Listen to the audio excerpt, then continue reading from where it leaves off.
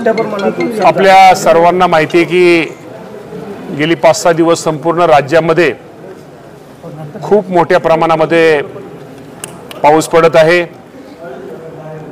शेतकऱ्यांचं खूप मोठ्या प्रमाणामध्ये नुकसान झालेलं आहे।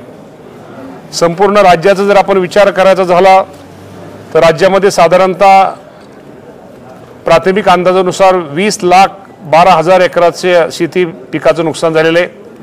20,12,000 मध्ये सर्वात जास्त जिल्ह्याचा जर विचार केला तर नांदेड जिल्ह्यामध्ये 7,13,000 एकराचं एकट्या नांदेडचं आणि 4,12,000 वाशिमचं या 2 तालुक्याचं 2 जिल्ह्याचं खूप मोठ्या प्रमाणामध्ये नुकसान झालेलं आहे। आज इथं मी वाशिम आणि आता नांदेडच्या काही ठिकाणी गेलो होतो। खूप मोठ्या नुकसान झालेलं आहे। काही ठिकाणी माती वाहून गेलेली आहे, शेतीतली माती वाहून गेलेली आहे।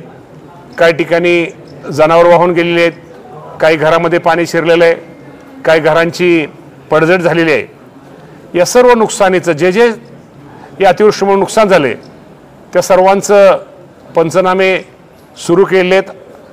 अजूनही पाऊस काही ठिकाणी चालू आहे, अजूनही पंचनाम्याचं काम चालू आहे आणि लवकरात लवकर हे पंचनामे करून ज्यांचं नुकसान झालंय ते शासनाला अहवाल प्राप्त होताच या सर्व शेतकरी आणि ज्याचं नुकसान या अतिवृष्टी झालं त्या सर्वांना नुकसान भरपाई शासनाच्या वतीने देण्यात येईल। सरसकट ओला दुष्काळ करताय या बाबतीमध्ये आपल्या सगळ्यांना माहिती आहे, या बाबतीमध्ये काय निकष असतील किंवा असतील या बाबतीमध्ये ते पाहून या राज्याचे मुख्यमंत्री देवेंद्र फडणवीस साहेब, एकनाथ शिंदे साहेब, अजितदादा पवार साहेब या बाबतीमध्ये योग्य तो निर्णय घेतील।